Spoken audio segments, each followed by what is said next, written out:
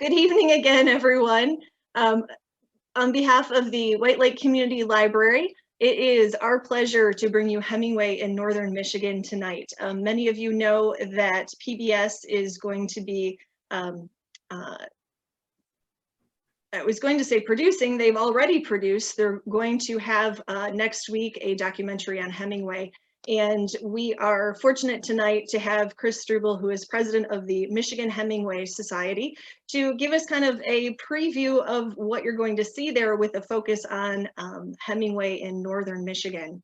So I will quit talking and turn the mic over to Chris. If you do have any questions this evening, please hang on to them until the end of the presentation, and we'll take some time then to have those questions answered. You're certainly welcome to include the questions in the chat if you'd like along the way, but do know that we'll get to them at the end. And we hope you enjoy. Thanks for being here tonight. Chris, it's all yours. Oh, thank you, and welcome to all the guests, and again, thanks for having me. The goal of the Michigan Hemingway Society is to promote a better understanding of the influence Michigan had on Hemingway. That's both his writing and his personal life, which can often be very hard to distinguish because Hemingway was a hell of a storyteller and even a little bit of a better liar. Most people on my tours always ask about this guy, the iconic Papa Hemingway, the Key West Hemingway, that bigger than life, larger than life image that you see all over the place, the old man in the sea. I love this picture for the fact you had this guy over here that seems to be sort of unimpressed by Hemingway's antics in this picture. But not many people are as familiar with the young Hemingway. And this Hemingway that we celebrate here in Northern Michigan, he spent 23 of his most influential summers from the time he was just 3 months old on Walloon Lake. And that inspired some of his best writings, including the Nick Adams collection, which most of those take place right here in Northern Michigan and are often extremely autobiographical. As Hemingway himself liked to state, and he actually told George Plimpton this in an interview once, Ernest Hemingway is to Ernest Hemingway is to Nick Adams as Huck Finn was to Mark Twain. And of the thousands of novels that Hemingway read throughout his life, it always came back to the adventures of Huck Finn. He thought that was one of the finest pieces of literature he'd ever read. We're fortunate to have some of these pictures of Hemingway because his dad was a shutterbuck. Got Hemingway chopping wood here. This is Clarence and Grace. Clarence was a doctor in Oak Park, Illinois, and Grace was a former opera singer and a musician who earned more money than her husband, giving music lessons at the house. Here we have the Hemingways being photographed themselves at the Old Midway here, right here in Petoskey, just a few yards from my store here. I have a jewelry store in Northern Michigan here. And the Old Midway was quite a tourist stop. Their first trip up here was in 1898. And before leaving that summer, they purchased 375 feet of Lake Walloon. And they arranged to have a cottage built, all for about $900. If you're familiar with Walloon Lake at all, this property right now goes for about $14,000 a foot. So they purchased 375 feet. The property itself cost $250. Not a bad investment. Here's Hemingway on his first visit to Northern Michigan. This is September of 1899. He's just barely 3 months old. And this is at the cottage that had just been finished. 20 by 40, quite small. Hemingway and his older sister, Marceline. Marceline Hemingway wasn't his twin sister, but they were both raised as twins. Grace, his parents, Hemingway's mother, chose to have Marceline hold back a year and go to school with Hemingway. So they went all the way through high school together as twins. And the scholars will tell us that Hemingway being dressed as a young child like he is in this picture in a girl's outfit will have enormous effects on his sexuality throughout his life. But the real competition comes from the fact that Marceline was very, very smart and intelligent and very creative in her own right. While everybody was building these big, monstrous cottages on Lake Walloon, the Hemingway themselves chose for this small cottage, like I said, 20 by 40, You've got Clarence's room on the right and Grace's room on the left. 2 bedrooms was all there was at the time.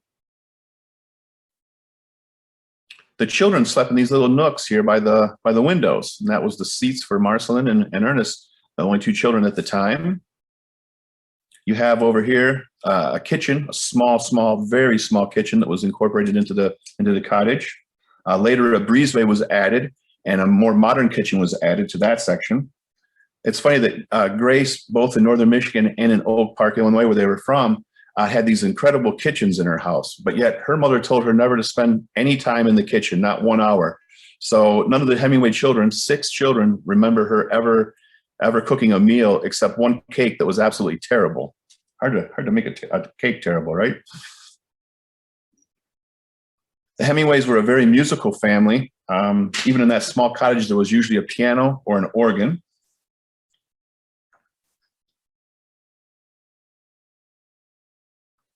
The children keep coming. Here we have 4 of the 6. I like this picture. You got Hemingway with the kind of little Dutch boy haircut here. And they're roasting marshmallows, but where do they put the baby? Right next to that fire for the photo op. This is in 1915. This is a family reunion. You have all 6 children sitting here. Hemingway, the tall, handsome guy in the back there. Now, there's something sort of sad about this picture that I have to address, and I'm sure people want to hear about it at some point, and we'll try to handle it with kid gloves. But this group here, Clarence Hemingway will commit suicide in 1928. Marceline will have mental issues and be institutionalized a couple times throughout her life. Sonny was just kind of crazy in a funny way. Hemingway, of course, commits suicide in 1961. His sister Ursula will commit suicide, and his brother Lester will commit suicide also. There was some talk, obviously, about the bipolar mental state of Clarence. He had dark moods. He was a very happy man as a rule, but he was probably by today's standards bipolar, and he would go away for himself on what he called nervous vacations. He was a very, very intelligent man, and of course, Grace was just outrageously talented as a singer and an artist also. So the thought is that the genetics between those two just didn't quite combine very well. Now, none of the children or the adults themselves ever committed suicide just out of depression. Clarence had diabetes and was about ready to start having to address the fact that in 1928, that wasn't a very manageable disease to have. And he was having some very strong financial problems also. Ursula had disfiguring facial cancer towards the end of her life. And Lester had also been diagnosed with diabetes and either had or was just about ready to have his feet and then eventually a leg amputated. One thing about this picture, though, that kind of strikes me, and I've had the opportunity to sit in these 2 chairs at the Hemingway cottage. Grace, she's holding her youngest son here. She's only 43 years old. She looks much older than that, if you ask me, in that picture. She almost looks like the Hemingway's grandmother. This is the house in Oak Park where Ernest Hemingway was born. This was owned by Grace's father, and the Hemingway family all lived there together with her father. Her mother had passed on. Travel coming up to northern Michigan would have consisted of leaving the Hemingway's house in Oak Park by horse-drawn wagon to the train station, train to the boatyard. In Chicago, they would have boarded the Manitou. There was 3 or 4 different ships that were coming up here at that time, but as a rule, they took the Manitou, which was 273 feet long. It had a barbershop and a ballroom. It wasn't the Titanic, but it was a very well-appointed cabin. 17 hours later, hopefully with good seas, they'll wind up in Harbor Springs, Michigan, which had the deepest port and best protected port in all of the Great Lakes, specifically Lake Michigan. It gets to about 200 feet deep right off the shore at Harbor Springs.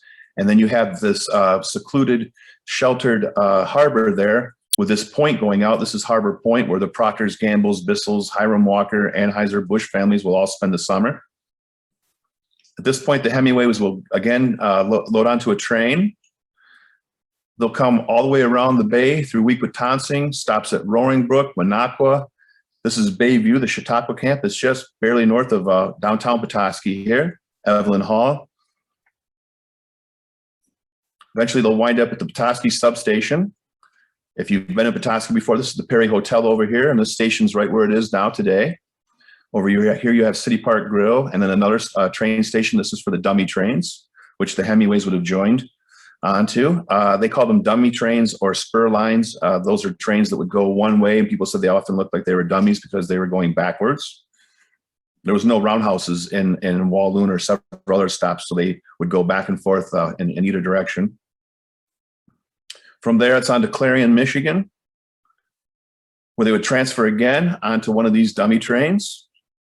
This one pulls right out into Walloon Lake, where the Hemingways would then board this boat called the Tourist. The Tourist was famous for only sinking once in a while. You can see how top heavy that boat is. So for this long trip from Oak Park, then the train rides, you get on the boat and you lose all your luggage into the drink there. Not a great thing.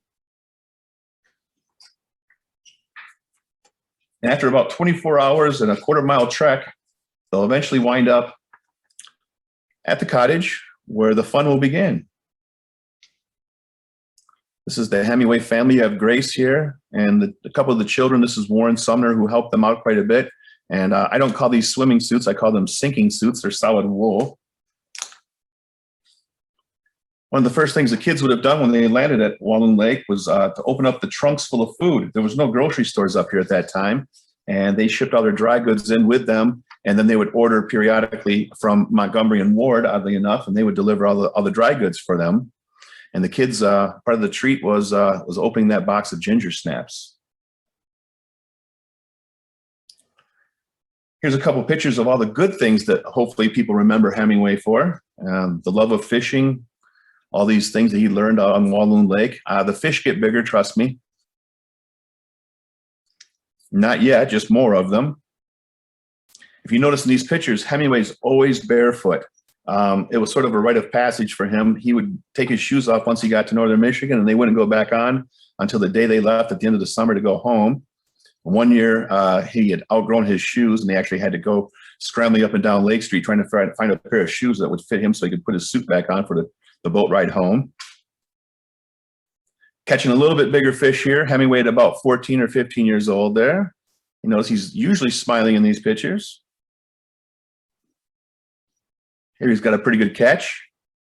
Barefoot again.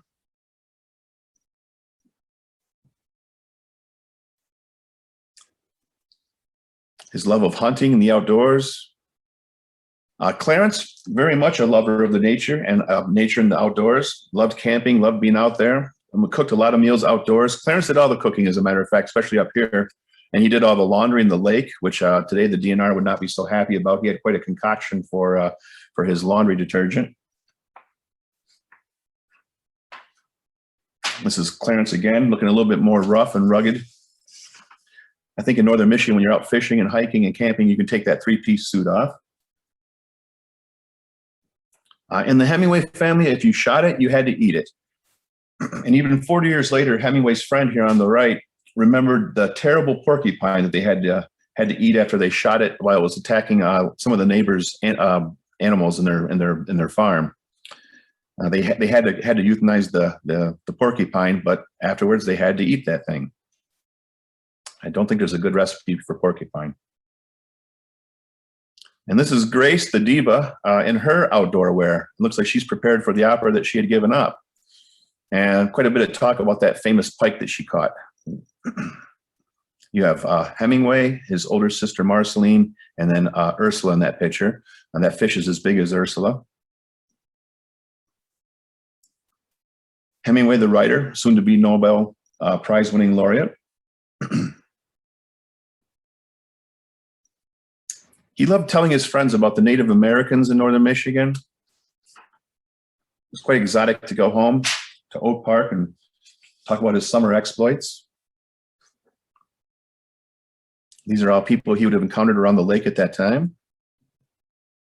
And he also liked to talk about the lumber camps. Specifically, he remembered one cook, both he and his sister Marceline, and that cook would wash his hands with lemon to keep them extremely clean, and would make these great little cookies for the Hemingway children. This is Hemingway and his family. His sister Carol, up here on top here, right there. Carol was born at the Cottage, and they both celebrated July birthdays. So their birthdays were just a few days apart. her birth was quite a traumatic one, and the children had to leave while Clarence his specialty was delivering babies.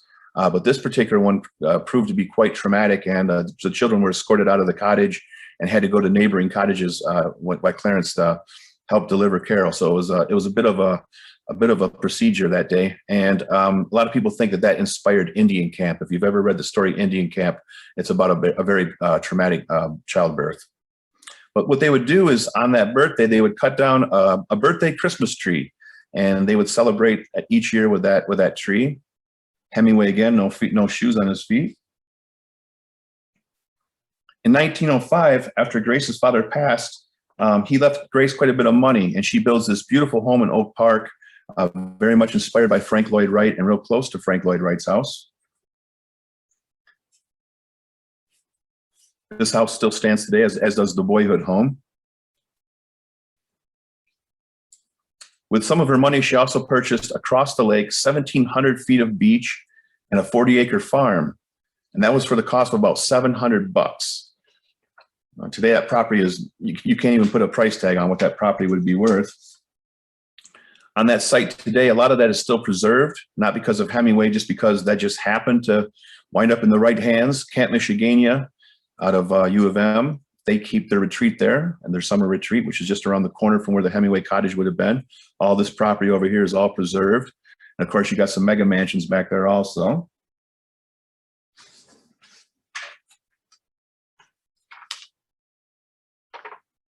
By 14 years old, Hemingway's put in charge of the farm. This is him actually doing some work with Warren Sumner, the gentleman we saw swimming. Unfortunately, in 1928, when Clarence Hemingway passes away, they had to kind of do some assessing as to what the assets and liabilities were in the Hemingway family. Clarence was still a breadwinner, although Grace did make more money than he did as a singer and a teacher.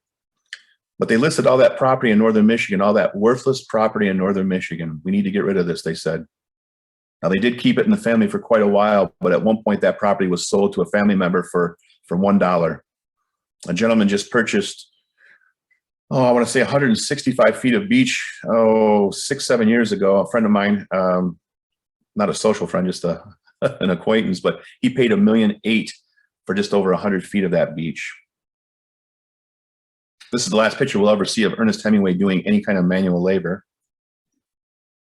Grace also built her own cottage, which was quite a rift in the family. She would row across the lake to get away from the kids. My grandmother had 7 children, would have loved to have a cottage of her own across the lake.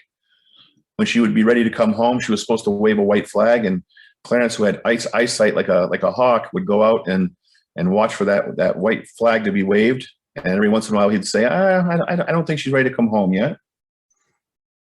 Another fact about the cottage, which still stands today, that gentleman friend of mine who owns the property over there, he actually refurbished the cottage and took it back to just the way it was when Grace had it. She used to sleep on the top floor so she could pull up a stairwell and secure it so she felt safe at night. But Hemingway would always tell his friends, he was always self-conscious about not going to college. He had a great high school education at Oak Park, but he chose not to go to college like most of his contemporaries. And whenever he was asked why he never went to college, he would say, because my mother squandered all that money on a cottage of her own at Walloon Lake, which was just simply not true. This is a horse-drawn lumber wagon that went between Walloon Lake and Horton Bay. You have Hemingway and his sister here on the top. They're being pulled by those horses. And that proximity to Horton Bay provided Hemingway with friendships and connections that changed his life forever.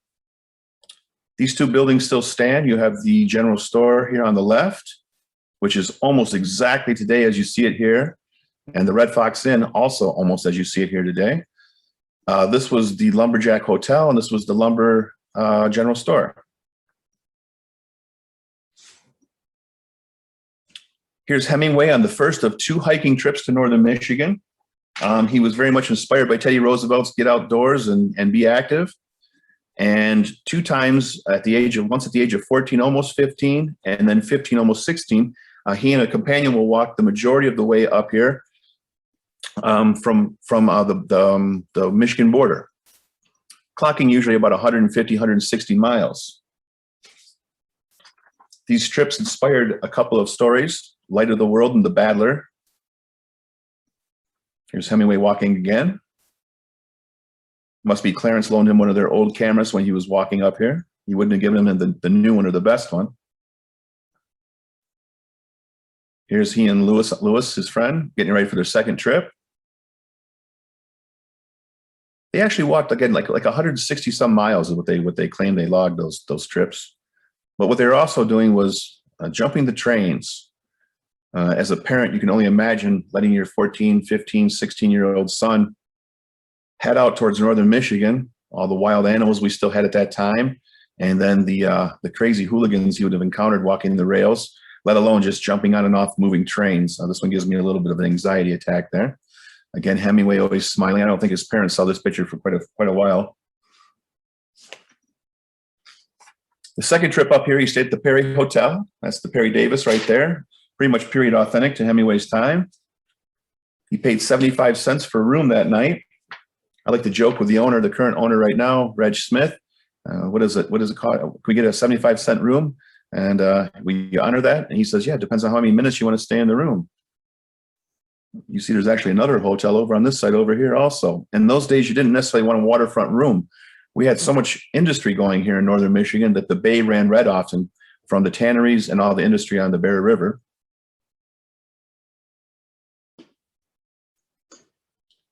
In 1917, we have Hemingway graduating. Another picture with the family. Again, look at how old Grace looks at 46, 47 years old now, maybe. Marceline on the far right there, Carol and Lester, and then Clarence Hemingway.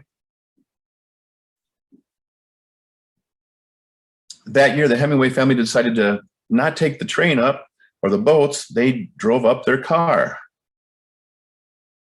And this is them at Hemingway's uncle George's cottage. So Clarence's brother had a cottage and a farm over in Ironton, Michigan. Hemingway, very lean and skinny in this picture. He does have shoes on. And then a sad fact is that his cousin George was also a suicide at that time, and later, a little bit later in life. But that connection just kept kind of going throughout the family, unfortunately. The trip up here consisted of 5 days of pretty much just trying to make their way through sand and mud. Much faster by boat or train. Hemingway at Uncle George's cottage there. He's got his grandfather in the front, Anson, who's a Civil War vet. And Hemingway wearing that same shirt, his Oak Park Letterman sweatshirt, which he was so proud of. After a short stay here in that summer of 1917, Hemingway will then head off to the Kansas City Star. And I'm sorry about the blurry picture here. I couldn't find a big file on this one. But Hemingway became a cub reporter at the age of just barely 18 years old. Two major things happened while he's sitting in this newsroom in Kansas City. First, he's giving a handbook on how to write like a Kansas City Star reporter. And that's minimum use of adjectives, short declarative sentences, short paragraphs. Let the reader know what you're saying without actually telling them. These are elements he'll incorporate into his own revolutionary style of prose later on in life. The second thing, after being rejected by the U.S. Army because of a defective eye, which he claimed happened because of a boxing accident, is actually he was just nearsighted. But Hemingway failed his first Army physical, so he was not eligible as a soldier. But while he's sitting in that newsroom one day, a couple of recruiters from the Red Cross came through, and Hemingway eventually joined. He heads off to Italy. Summer of 1918 finds him in Italy serving as an ambulance driver for the Red Cross. Again, looking kind of serious, but still very handsome at this time. Now, although he was supposed to be a Red Cross ambulance driver, we don't know of any missions he actually went on as an ambulance driver. For the most part, he's riding around on a bicycle and handing out chocolate bars and cigarettes to the troops to keep their morale up. Not the kind of stories that you're going to tell in your wartime story called A Farewell to Arms in a few years. Hemingway's in Italy just a few weeks, And just prior to his 19th birthday, an Austrian mortar will come over into the foxhole, and Hemingway will receive 124 to 127 wounds in the legs. He was saved that day. He had his Oak Park track medal on. He was always a little bit superstitious, and he had a track medal around his neck that still hangs in the cottage at Walloon Lake today that's completely dented in, and that saved him from a fatal chest wound.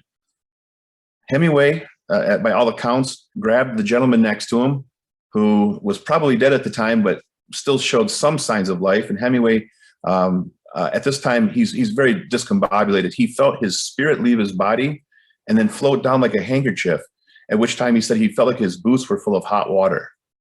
So Hemingway grabs this gentleman who's right next to him, this soldier, throws him over his shoulder, and as he's retreating, he takes the worst two wounds, which is a 45 bullet to the knee and a 45 bullet to the ankle.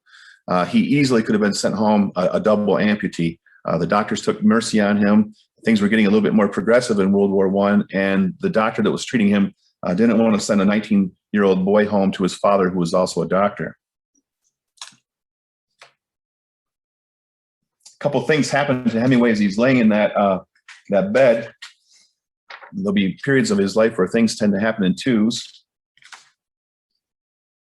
While he's laying here, one of the most important thing is he'll begin his lifelong affair with alcohol. So many other patients needed morphine much more than Hemingway did. So although he looks like he's pretty badly wounded there, he didn't quite compare to some of the other casualties of the time. So he's really not getting a whole lot of pain relief at this time. When he leaves this hospital bed, at the foot of his bed was an armoire, and it was full of empty cognac bottles. Although he's smiling in this picture, Hemingway was really really shell-shocked. He had post-traumatic syndrome after this for years, insomnia for the rest of his life. He'll sleep with the lights on for the majority of his life. He's always an early riser and a very, very late to go to sleep. He really survived on 3 to 7 hours, maybe 4 hours as an average a night. A lot of that stemming from that early injury in Falsetta del Piave, Italy. The other major thing that happens while he's laying in this bed is he falls in love, as some may know, with his nurse, Agnes von Kurowski. Agnes was quite a bit older than Hemingway. She was a nurse for the Red Cross. After a few months of recuperation, he's up walking around a little bit. They're in Milan at this time. And after a few month-long love affair, Hemingway returns home to Oak Park with the promise to marry Agnes von Kurowski after the war. And at that time, they'll gather their money together and they'll tour post-war Europe together. This is him heading home. He's actually a bit of a celebrity before he even returns home. He was hailed as the first American volunteer to be wounded in Italy. So as Marceline, his sister, remembers, she was sitting in a movie theater and she had no idea that Hemingway was on his way home, but she sees him in a movie clip, movie trailer, and it was a war promotional video. And here's her brother loading onto a boat on his way home. So that's how she knew that he was coming home. You see his foot is still extremely bandaged here, and he's walking with crutches. I'm gonna go back just a second here for, after returning home, Hemingway and Agnes are writing letters back and forth. I love you so much, and it keeps going on and on. You can just feel how much Hemingway loves Agnes, but the letters coming back his direction are not quite as emotional. He's considered a hero by the Italians, and they're throwing these huge parties in Oak Park. 300-400 people are showing up. Oak Park's always been dry. No drinking, no smoking. And so here his parents are listening to these wild parties going on for hours and hours into the early hours of the morning, with 300-400 Italians out front passing wine bottles around. And then unfortunately in March of 1919, Hemingway receives the Dear Ernie letter. And this is Agnes von Kurowski. She's telling him in previous letters about this 14-year-old boy that has an obsession with her, infatuation. Well, Hemingway thinks, I'm 19 and I'm still too young for Agnes. I'm not so worried about a 14-year-old boy. But in this letter that she writes him, she confesses that this is actually an Italian soldier. He's from a very prominent family, a bit of a noble family, and he has asked Agnes to marry him, and she has said yes. Hemingway's distraught. His sister remembers him being physically ill and just completely devastated by this. The summer of 1919, he chooses to recuperate here in northern Michigan. Nurses break his broken heart, and no pun intended with that nursing. This is Hemingway that first year back, recuperating in northern Michigan, and the fish are no bigger than they were when he was 7 or 8 years old.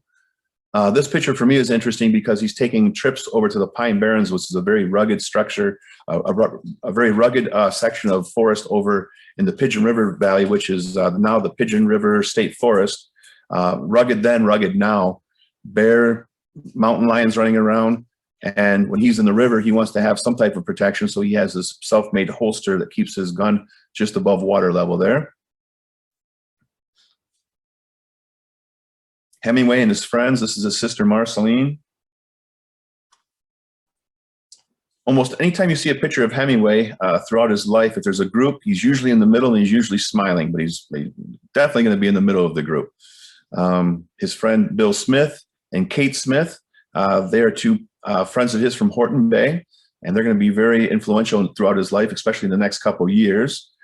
Kate will eventually marry John Dos Passos.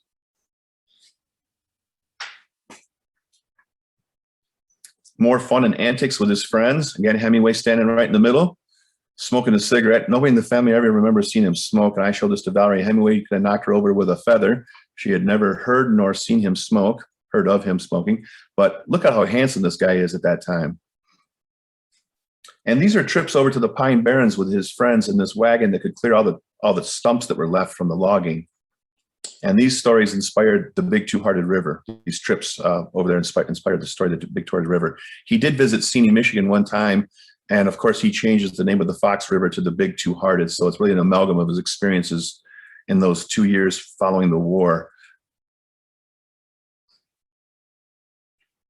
At the end of the summer, Hemingway returns to Oak Park with his family. Things aren't so great back home. His parents are asking him on a daily basis, when are you going to get a job? When are you going to go to college? What are you going to do with your life? It's barely a year now since he's been wounded, and he's just starting to get his verve back. He's home for a while. There's a short story in the Nick Adams stories called Soldier's Home, and it's only maybe 3 pages long, and it really shows how uncomfortable life was at the Hemingway home after he returned from war. They really were anxious for him to get out and really recapture his life. Throughout that summer, Hemingway would take a few trips. And then again, when he winds up back home, he's kind of ready to get out of there. He heads to the Toledo Club, where he broke the record of drinking champagne cocktails and falling asleep, passing out on his back, looking up at the stars. This is one of the last 3 nights before Toledo went dry for the Volstead Act. Then Hemingway heads to Grand Rapids, which he called the dullest town in the world. No offense to anybody that's ever been to Grand Rapids or is from there. In October of 1919, Hemingway will wind up at the steps of the Cushman Hotel here in northern Michigan, Petoskey. This is where our statue is. If you come into Petoskey now, we have a statue of Ernest Hemingway here. The hotel is long gone. But while staying the night in the hotel that night on Cushman Stationery, he writes to his father and tells him he's not returning to Oak Park.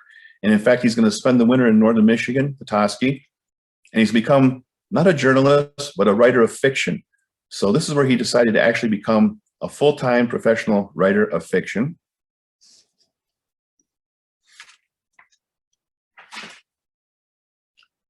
This is what winter would have looked like in 1919. This is just outside of my store. Thank God the snow's gone this year. We would have had, on average, 21 feet, 6 inches of standing snow throughout northern Michigan. This has been cleared a couple times, but there's still about 8 feet of snow looking up to that Cushman Hotel we just saw just a moment ago.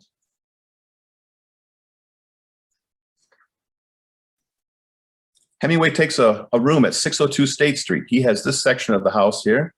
And this is where he will begin his career as a writer of fiction. The house still stands today, and we have a plaque out front commemorating that achievement of Hemingway's life. While he's in this room, he's writing, typing away. The neighbors remember him typing away. Mrs. Potter, who owned the house, remembers him typing away. But she also remembers one other thing, and that's the fact that he and his friend Dutch Palethorpe, who was the judge's son, were brewing their own homemade hooch upstairs. They were cracking corn and letting things ferment there and making their own raisin wine. When the snow melts that following year, the backyard will be littered with empty boxes of fruit and corn. If you're going to brew illegal hooch, it's best to do it with the judge's son. Several stories will be inspired by that winter in northern Michigan, including the torrents of spring, and also the end of something, which was inspired by Marge Bump. Marge Bump was quite a local girl here. He knew her from Horton Bay, and he knew her from Petoskey. The Michigan Hemingway Society right now is processing over 400 letters between Marge and a correspondent where she shares her experiences with Ernest Hemingway. We have all those letters right now. We're transcribing them and trying to get all the good bits of information out of there, which there's plenty of. And then recently, we've had a couple Zoom conferences with her son, who's 91 years old. He's very lucid, very clear, very funny. And he specifically remembers in 1951-52, Ernest Hemingway visiting his mother and father in Florida. And to the point, he really remembers Ernest Hemingway drinking every ounce of gin in the house with his dad and drank his father under the table.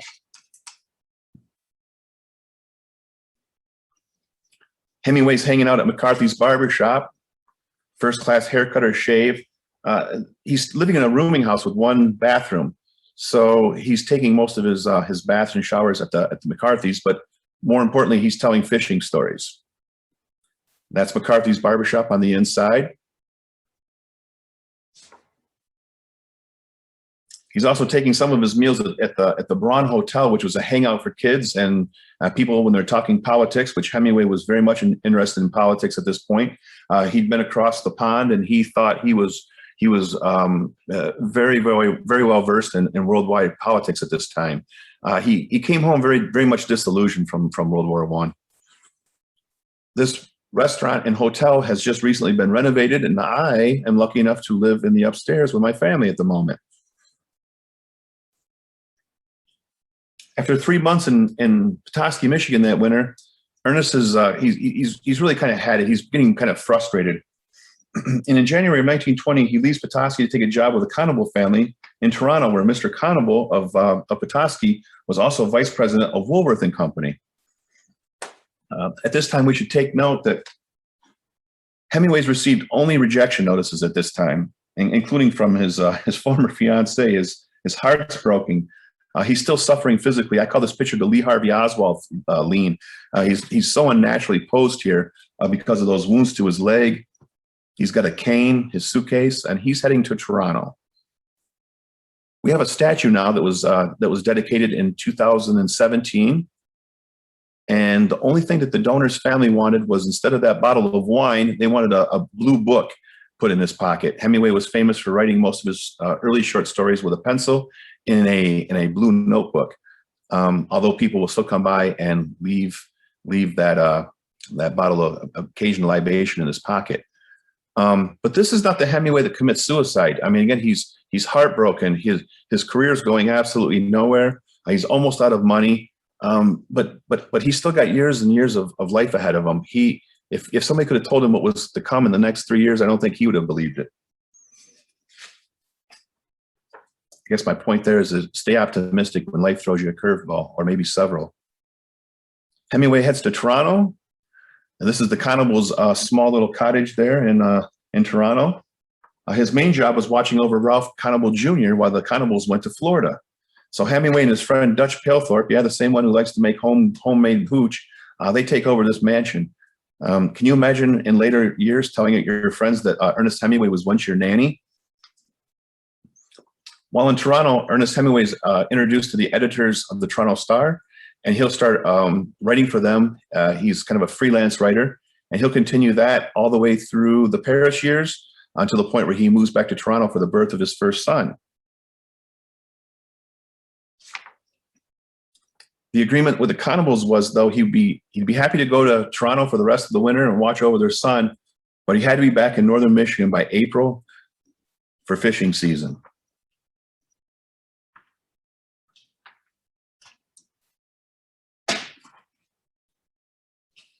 Back in Petoskey, it was kind of hard to be missed when you're walking around wearing knee-high leather boots, a beret, and in this picture, he's wearing a cape. I think anybody that wears a cape stands out. It's just part of the game. All these young girls are chasing around at the time. Grace Quinlan, Marge Bump, Pudge Bump, great names for sisters, right? Marge and Pudge Bump. But he's getting quite a bit of attention from the local girls here in town at that time.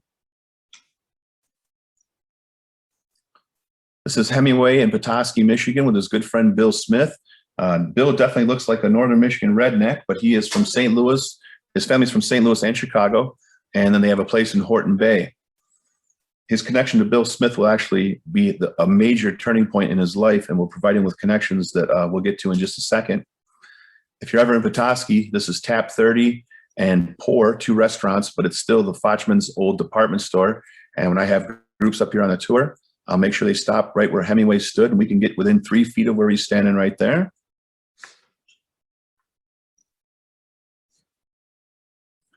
Okay, I got to explain that Hemingway is not wearing a bikini, first of all, in this picture. This picture inspired a story called Summer People, which is my all-time favorite story set in Northern Michigan, and maybe one of my all-time favorite Hemingway stories in general. And it's included in the Nick Adams collection. It's considered the only story that's really complete in the Nick Adams stories. It has a beginning, a middle, and an end. And it's very, very, very similar to The Sun Also Rises. If you read them both consecutively and make some comparisons, I think you'll notice the connections between the two stories. But this is Hemingway in a one-piece, two-tone swimming suit like his friends. It just didn't photograph so well in black and white. And you see here, 2 years after he was wounded, he's still wearing that knee brace on his leg. You have Marge and Pudge Bump and his sister Marceline right here, Marge and Pudge.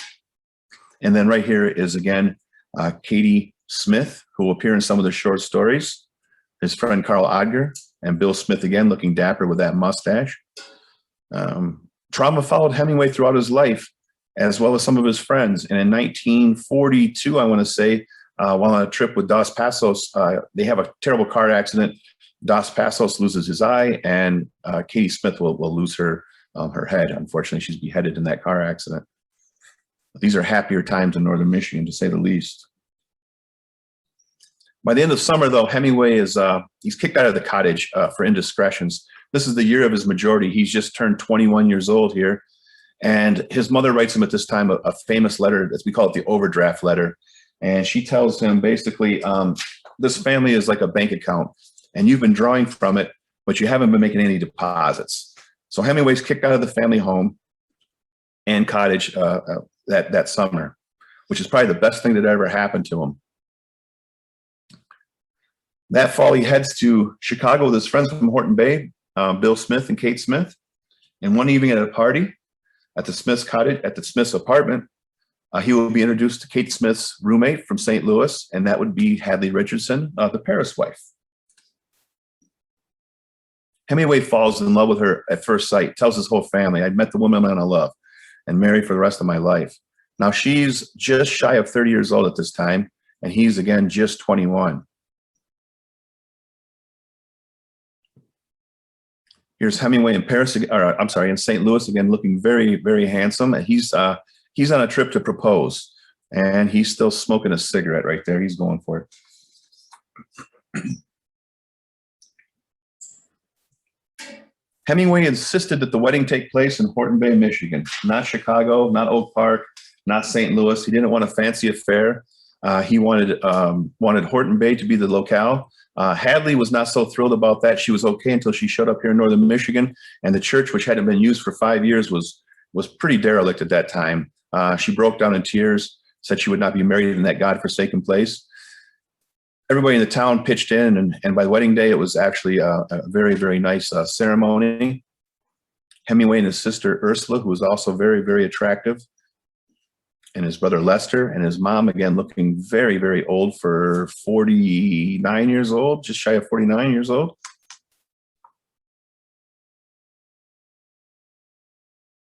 Here's the wedding announcement where Grace makes some huge embellishments. Chicago, go to Italy for the winter. Mr. Hemingway was lieutenant in the Italian Army for several years. Well, he was a Red Cross ambulance driver for maybe 3 weeks. So a little different than the story states, but I guess the family was prone to hyperbole. Here's all the groomsmen dressed in their white trousers. You have Luman Ramsdale, who was a very wealthy doctor's son here in town, good friend of Hemingway. Carl Edgar, or Odger as he called him. Bill Horn, or Horny Bill as they called him. Bill Smith. Hemingway. His friend Dutch Pilthorpe, the judge's son. Just remember that Dutch was at this wedding in a few minutes, and that'll come into play. And then a couple of his other buddies from World War I.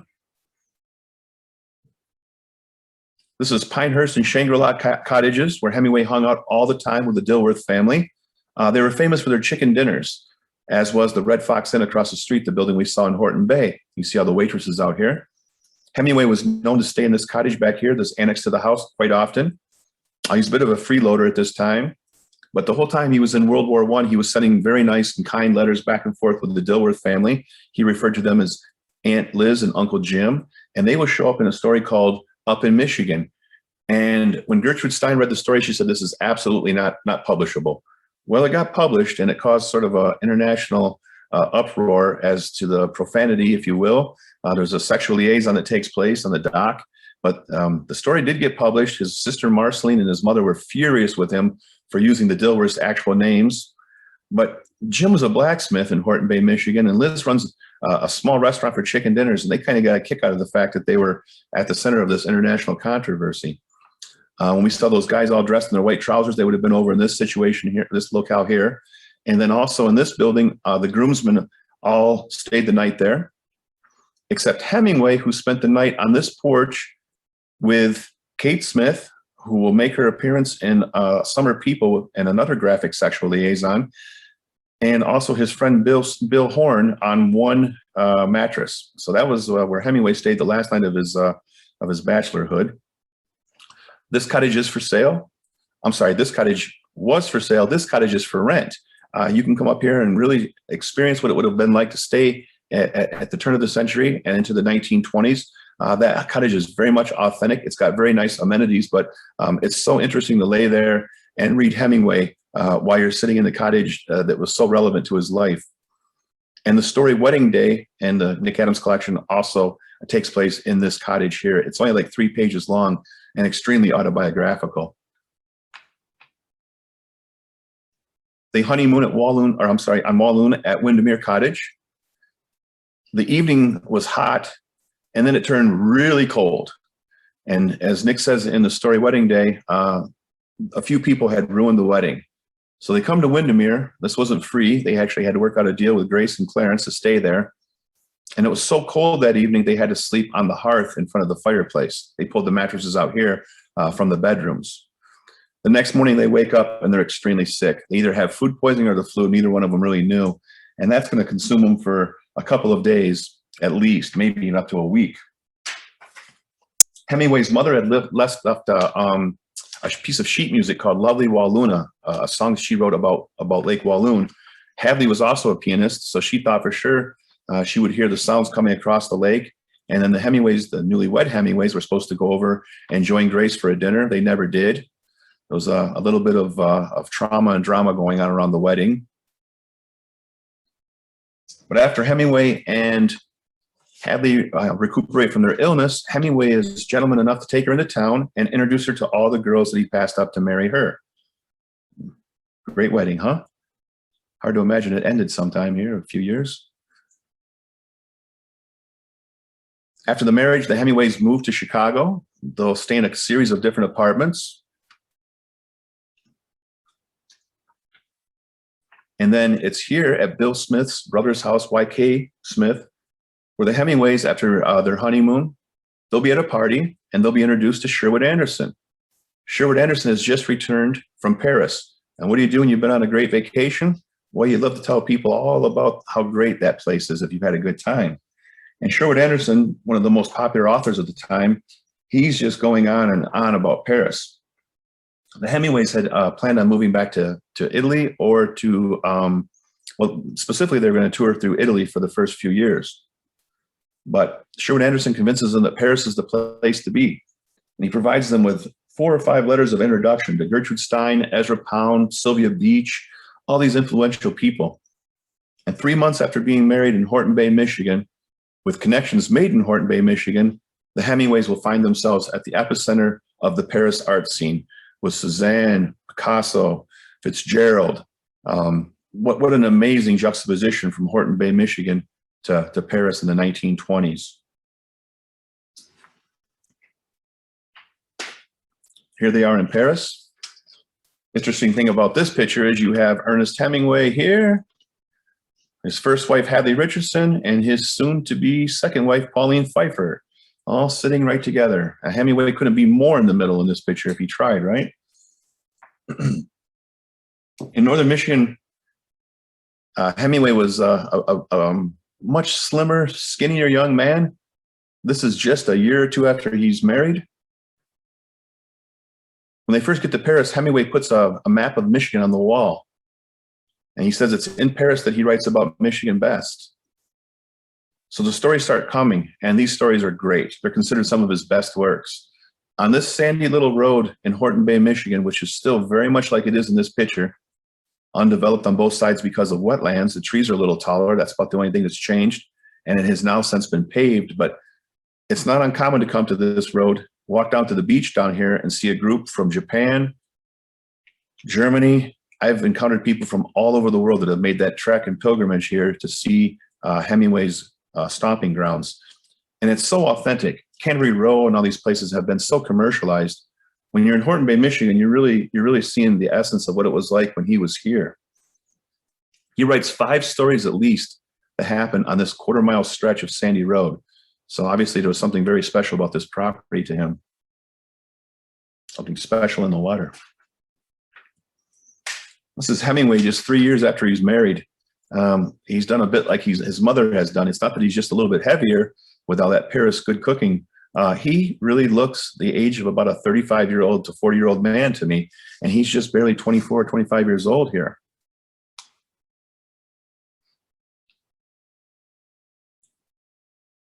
Hemingway will not return to northern Michigan until 1947. He often said that it's the most pure part of his memory. He never wanted to contaminate that. He wanted to remember those memories just the way that they were when he was here in the early years. But he had to return for some business, most likely to follow up on the family home. He was given the cottage informally by his mother when his father passed away. He took over responsibility financially for his mother at that time, and he's given Windermere Cottage, although he never visited. In a letter to Ursula, again, he writes that the place is the purest part of my memory. I just want it to always stay that way. It just brings about memories of freedom to me. I told you to remember about Dutch Palethorpe because he says right here, Mr. Palethorpe said he was more than pleased to find northern Michigan, much as he remembered it from years ago.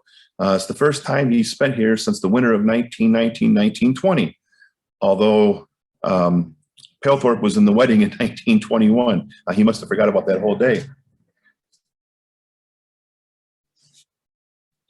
When Hemingway returned, one of the things he did was to look up his old friends, including Dutch Palethorpe, and then also Irene Gordon, sort of a local legend here in town. She lived to be about 105, I want to say. So in my lifetime and my time here in Petoskey, Michigan, I've heard a man named Ned Fenlon, who was a judge, who lived to be 107, say, that damn Ernest Hemingway stole Irene Gordon from me. We have a mayor right now his name is Mayor Murphy, and his mother was an accountant at Rosenthal's department store, and that was this whole building, and that was Irene Gordon's business. So she ran the family business after Hemingway moved away. They had some liaisons and some tension in the 1920 period. She actually visited him in Chicago once, but he first goes to Dutch's office, and then he walks in and just about shocks Irene Gordon. And when he meets her after all these years, he lays her back and gives her a very passionate kiss. Now they're both married, and at the time, Mayor Murphy's mother was working there, looking on, and Irene Gordon's elbowing Hemingway in the ribs, saying, I got an employer here that's watching everything. And then she immediately told Mrs. Murphy, don't tell anybody about what you just saw. Well, Petoskey's a pretty small town, and I told John Murphy when he was telling me the story, I said, well, I've heard that story. He goes, oh, my mom told everybody, of course. Hemingway had the ability to really capture these early times in his life, and they're so autobiographical. Just a little bit of fiction mixed in, and sometimes it's so difficult to tell when he's talking about something that actually happened or when it's a fictional account. And this is Hemingway. This is a story called The Doctor and the Doctor's Wife. And when his brother Lester was much younger, he remembers his father reading that story for the first time when the new book came out. And immediately his father walked over to the mantel and pulled this picture down and said, "Your brother has one heck of a good memory." Many of his writings also capture that. And in my opinion, what makes Hemingway so special is he had the ability to capture the human element or the human condition in a way that allows the reader to personalize or interpret the story themselves because of his mastery of his mastery of the use of omission. Hemingway's mother being such a musician and such a musical household, he often referred to as some of his influences as not only the painter Cézanne, who could create such a beautiful painting with just such a few strokes, but also he references Mozart and Bach. And as a musician myself, it's not the notes you play, it's the notes you leave out. The Big Two-Hearted River, for instance, is all about war. And at one time will you hear him actually mention war in that story. Although you feel the trauma that the protagonist has experienced prior to this story. He talks about the darkness of the swamp, and you can feel that something has definitely happened here. But if you were to read that story and you read a definition and you read the description of what he's using for fishing tackle at the time, he talks about the grasshoppers in the bottle around his neck, the flour sack hanging from his shoulder for the fish, the spiked and split pine for his tents. So again, Hemingway is just drawing heavily on these experiences he had here in northern Michigan. For a man, as my friend Valerie Hemingway likes to say, for a man that lived life so much and appreciated life so much, it's kind of a shame that so much emphasis is placed on his death. Prior to his suicide in 1961, Hemingway had stopped drinking. He'd been diagnosed with diabetes like his father and brother. He suffered from writer's block. He was asked to write a paragraph for John F. Kennedy's inauguration, and he couldn't even come up with a clear paragraph for that ceremony. He had just been told that he had diabetes, like I mentioned, and he was losing his vision.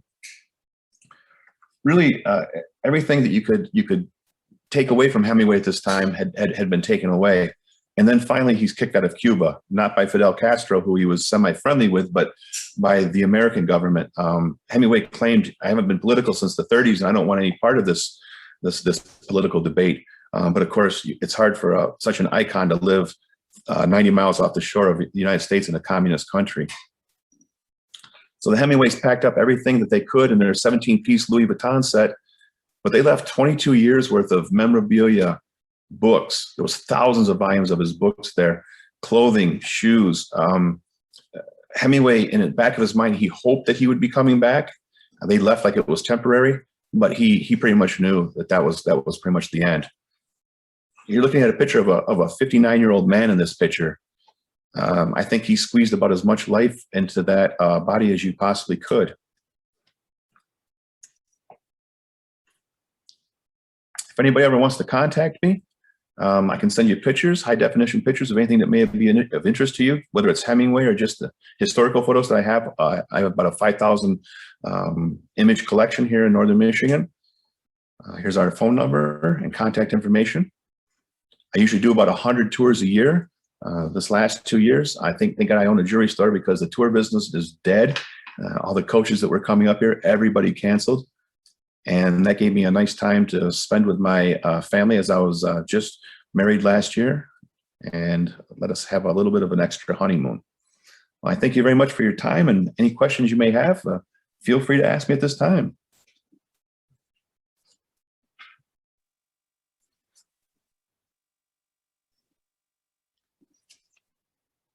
Well, thank you, Chris. This was like so great to listen to. And so many great pictures. It was just a walk down a lifetime. That's a good way to say it. Questions? Anybody? You're welcome to put them in the chat or unmute yourself. And I've got one. Sure. Excellent presentation. I really enjoyed it. Thank you. I'm curious whether you know anything about Dorothy Conable, Ralph Conable's daughter. I met her once, so. I don't know her specifically. I do know that Ralph Conable came back to town himself here, and when Hemingway was asked to go to Toronto, the Conables thought that their son was, I don't know. I mean, they used the word lame back then. Unfortunately, they thought something was wrong with Ralph Jr. And they thought having such a viral, healthy outdoorsman there, Dutch Palethorpe and Ernest Hemingway taking care of Ralph was going to maybe bring him out of this phase of his life. And Ralph, everything was fine with him. He wound up having a normal life here in northern Michigan. And a friend of mine, Meryl Hankey, she knows absolutely every single family in this town, anybody who's lived here for over the last 5 generations. But I personally never come in contact with any of the Conables. They had a very big presence here. They had several businesses. They had a fishing company. Ralph Sr. was larger than life. He had exploits that rivaled some of Hemingway's stories. And if you're ever driving through town here, Conable Drive down by the hospital, they're a very philanthropic family also. But Dorothy, I do not have any personal experiences with. Yeah, I think they had a cottage on Walloon as well. I think on the North Arm. Yes, yes, they did. And so Dorothy would have been the sister, I guess, of Ralph Jr. Okay. And there are at least 2 or 3 letters between Hemingway and Dorothy, but not a lot. So I'm going to try to dig and see if we can learn more. So.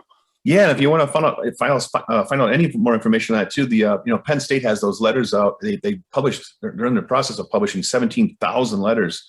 They're through the first like six volumes, and the first volume will have the most Hemingway in Michigan letters, but then some of those connections that he made, those letters will be followed up through the collection. So it'd be interesting. I'd like to see what the connection was to Dorothy. Maybe she was a little older than Ralph, and Hemingway, he was always a little bit of a womanizer, I guess. Okay, so I have after Cuba, they went to Key West. They went to Ketchum, Idaho. He had bought that house. It reminded him of his time. Hemingway had a connection to that area. In the 40s, he and Gary Cooper were brought in to be sort of ambassadors. They lived, they didn't get paid anything, but they had open, anything they wanted, food, drink. Gregory Hemingway remembers totally abusing his freedom there. Quail under glass every day. Actually, Hemingway got reprimanded for that, but he loved the area since the 40s, and so he bought this house, looked out over the mountains, just spectacular, but it was a very minimalistic house. You can actually take a virtual tour right now, and he never intended for that to be his permanent home, though, and that's unfortunately where the suicide happens. Ketchum, Idaho. And didn't he also have like electroshock therapy or something like that in the years preceding? Yeah, so I mean, when you think of his suicide, probably 100 rounds of shock therapy. He's being given drugs at that time that would have made anybody bipolar or suicidal. They really had an effect. It was drugs that are treating him for hypertension. He had all kinds of physical ailments at this time, and Mayo Clinic, for all their good intentions, did not serve him very well. When he was released to go back home, his wife, Mary, his 4th wife at the time, begged them not to release him, but they also wanted to stay underneath the radar. He was checked in as under an alias, actually under the name George Saviors, which was his doctor at the time. But the press found out pretty quickly. They wanted to institutionalize him in Connecticut. By this time, Hemingway had tried jumping out of the airplane one time. He'd already tried to take his life with a gun. And then he tried walking into a moving plane propeller on his way home from the Mayo Clinic one time also. He was adamant that this was it. Valerie Hemingway remembers when he was diagnosed as diabetic and he was losing his vision. He told her, "You better get another job." And she said, "You're firing me after all these years of loyal service?" He said, "No." And she said she understood exactly what he was saying. And he never backed down from that. His life was over for him.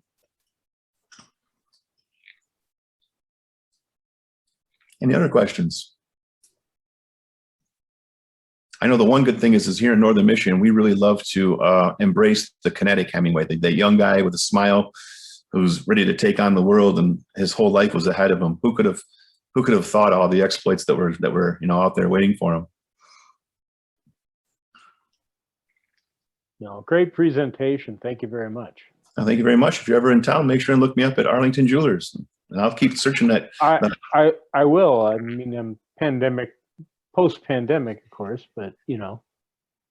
I guarantee you, if you email me tomorrow, I'm going to reach out to my friend Meryl. I'm going to ask her about Dorothy Conable, and I'll have some information for you. Right. Thanks on that. And next time I'm in Petoskey, we're definitely going to do the tour with you.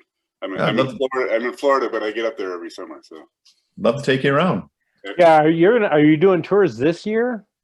I did them last year, also just small private tours. Okay. What I'm kind of faced with this year is I spent years developing.